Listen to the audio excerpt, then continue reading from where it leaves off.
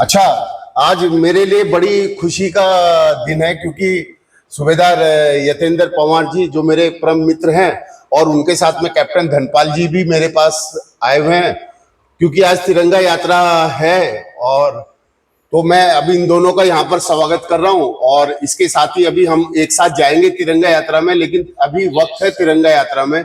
तो जाने से पहले एक छोटी सी चर्चा मैं यतेंद्र साहब से करना चाहता हूँ और वो चर्चा बस सिंपल सी है कि आजकल कोई भी आदमी बेबाक होके कुछ भी बोल देता है सेना के लिए। तो यतेंद्र जी, मैं आपसे इस कड़ी में ये जानना चाह रहा था कि ये इसका हमारी सेना पर, मोरल पर, मोटिवेशन पर क्या फर्क पड़ेगा? धन्यवाद जगत सिंह जी, आपने बहुत अच्छा प्रश्न किया। मैं भी इस चीज़ से बहुत दुखी हूँ क्योंकि आज के समय में हमारी सेना इतनी सशक्त है और सेना के बारे में अगर कोई कुछ कहता है तो हमारा दिल बहुत दुखता है क्योंकि हम सेना में नौकरी किए हैं और इस देश की जो जनता, हमारे जो चैन से घरों में बैठे हुए आराम से सो रहे हैं, वो केवल देश की सेना के ऊपर ही है। और सेना का जवान रात दिन किसी भी मौसम में किसी परिस्थिति से लड़कर के मातृभूमि की रक्षा कर रहा है और उसके ऊपर एक राजनीतिक कोई टिप्पणी करना और सेना के ऊपर सवाल उठाना ये अच्छी बात नहीं है। या तो उनको इसके बारे में पता नहीं है या फिर वो जानबूझ करके अपनी राजनीति चमकाने के लिए चीजों करते हैं। अच्छा यतेंद्र सर, आपने बड़ा अच्छा कहा कि मतलब सेना का हौसला रियली अपने आप में एक बहुत ही अच्छी बात है, उनका मोरल हमेशा बहुत हाई रहता है।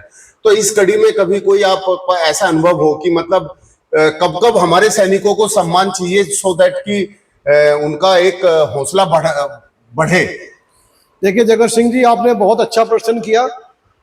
अभी जैसे ही हमारा पाकिस्तान के साथ में अभी जो ये युद्ध के हालात हुए, युद्ध के स्थिति बड़ी पैदा हुई है, तो आज हमारे देश का हर नेता और यहाँ का नागरिक सेना का सम्मान कर रहा है। जबकि सेना हमेशा तत्पर रहती है देश सेवा के लिए, तो उस समय उन लोगों के प्रति वो सेवा का भाव नहीं होता है जो आज जनता के अंदर जागृत हुआ है। हमारे नेता केवल सेना को सम्मान दिखाने के लिए करते हैं, लेकिन एक सैनिक अगर कहीं जाता है तो उसके ऊपर वो कोई वो नहीं करते हैं, ना उसकी कोई मदद करने को तैयार होता है और ना ही कोई उसके कई काम करने को तैयार होता है।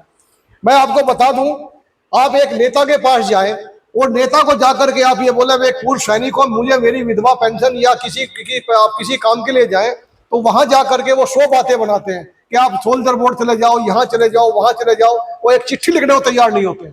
ये मुझे बहुत दुख होता है इस चीज को, मैंने कई बार इस चीज को देखा है। तो ऐसा नहीं करना चाहिए।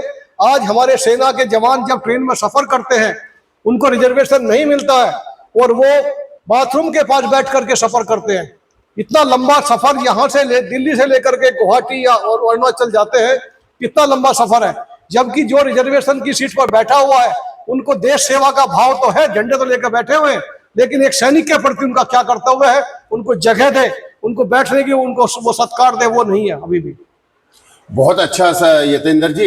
अच्छा, मैं आपकी बातों से मुझे ये हुआ कि क्या हमारे पास तहसील लेवल पर, डिस्ट्रिक्ट लेवल पर हमारे पास डीएम साहब हैं, हमारे पास एसडीएम साहब हैं और हमारे पास में एक पूरा तंत्र है। अगर हम हर एक डिस्ट्रिक्ट लेवल पर देखें तो हमारी ऑर्गेनाइजेशन आर्मी ने बहुत अच्छा सेटअप किया हुआ है, भूतपूर्व सैनिकों के लिए भी और सैनिकों के लिए भी।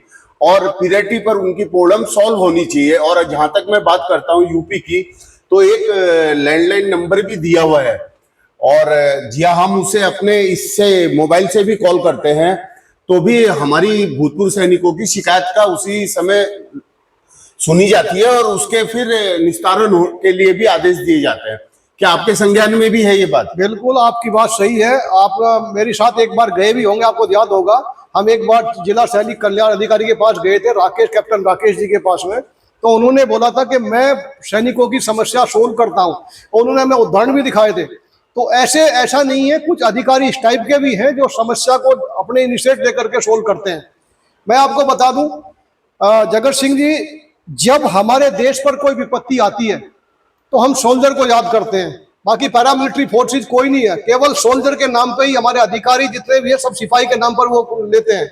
लेकिन सिपाही को का दर्जा लेने के लिए, सिपाही की वर्दी लेने के लिए कितने एफर्ट्स लगाने पड़ते हैं, कितनी मेहनत करनी पड़ती है, और ये हर किसी को नहीं मिलती ग्रीन वर्दी।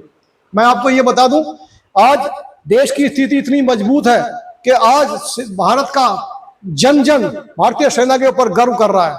तो मुझे आपको बताते हुए इस चीज पर बहुत दुख भी होता है कि हमारी जो सरकार है वो सैनिकों के कल्याण के लिए ऐसे कदम उठाए, क्योंकि अभी भी हम इतने फौज में रह करके बड़े अच्छे अच्छे इक्विपमेंट चलाते हैं, फाइटर रिपेयर करते हैं, वो जहाज रिपेयर करते हैं, टेलीकम्युनिकेशन में जा करके बड़े इक्विपमेंट हम हैंडल करते हैं, लेकिन जब रिटायरमेंट होकर के आते हैं तो हमें यहाँ क्या मिलता है?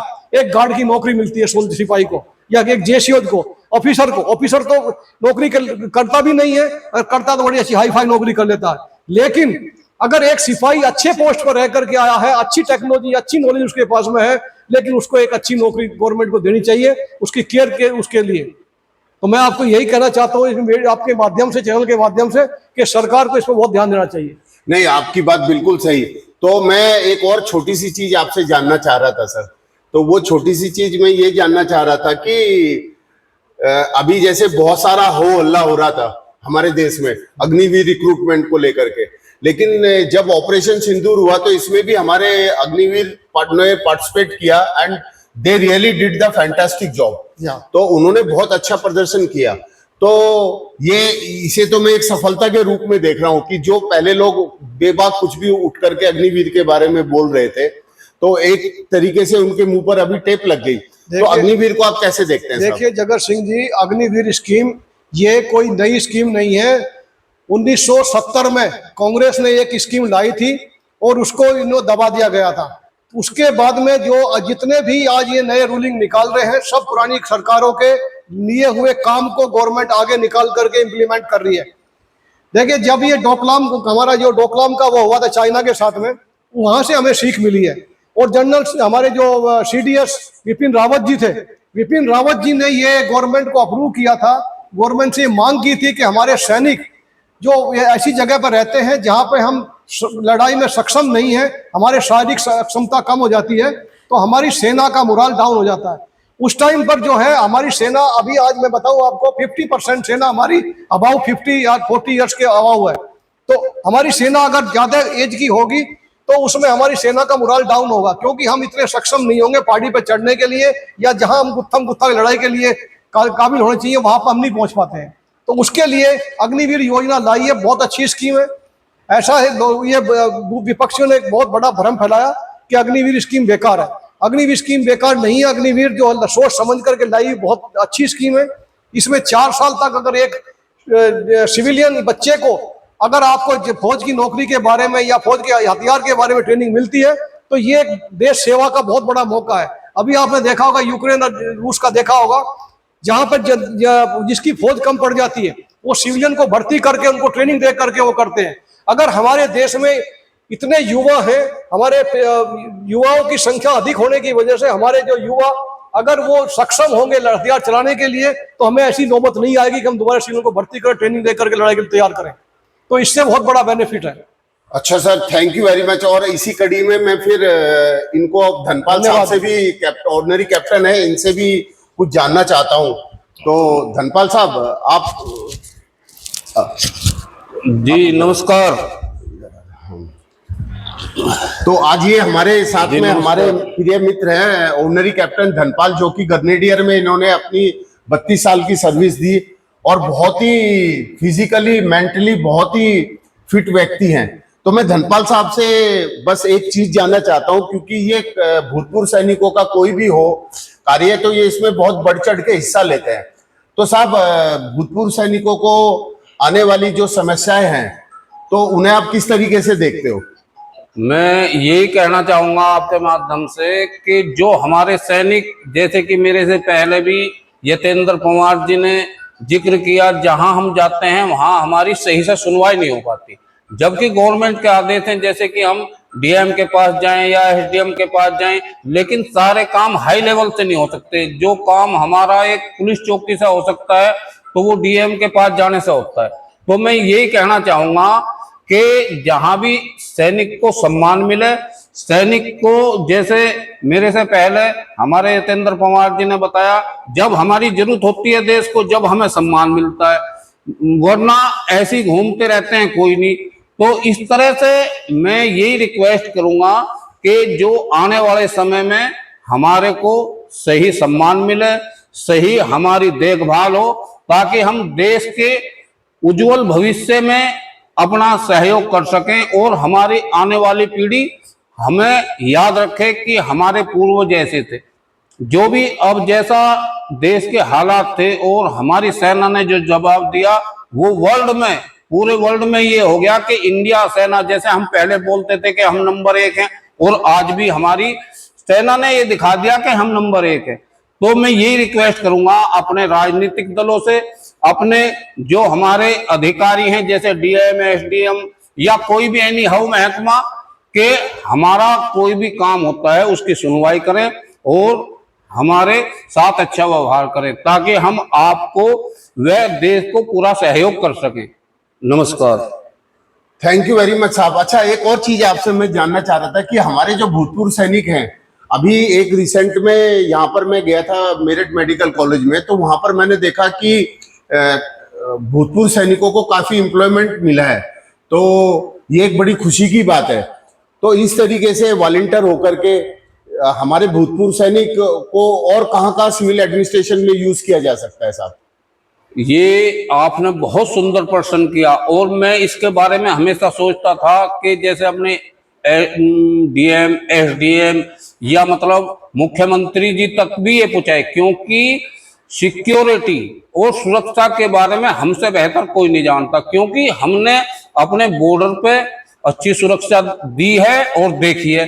तो जो भी हमारे सरकारी महकमे हैं, जैसे हॉस्पिटल में एक सैनिक अगर ड्यूटी करेगा तो वो हर तरीके से मदद करेगा। कोई बाहरी आदमी या कोई मरीज एक्सीडेंटल केस, वो उसमें बहुत सहयोग कर सकता है, जबकि सिविलियन उसके मुकाबले उनको उतनी एक्सपीरियंस नहीं होता, क्योंकि हमने तो 30 साल, 25 साल, 15 साल इस तरह से सेवा की है, तो हमें तो हर तरह का नॉलेज है कि भाई अब किसके पास जाना है या पीओटी किसको देनी है। मान लो एक लेडीज को प्रेगनेंसी है, उसको तुरंत इलाज चाहिए, तो हम उसको तुरंत इलाज दिला सकते हैं, या और कोई एक्सीडेंटल केस है जो जरूरी है उसको सर्वप्रथम, अगर थोड़ा नॉर्मल है तो उसको सीनियरिटी से। तो इस तरह से मैं ये कहना चाहूंगा आपको कि कोई भी विभाग हो, जैसे अपनी शुगर फैक्ट्रियां हैं या सिंचाई विभाग है, एनी हाउ कोई भी महकमा है जो एक सैनिक कर सकता है, वो शायद दूसरा ना कर सके। तो मैं आपके माध्यम से ये कहना चाहूंगा कि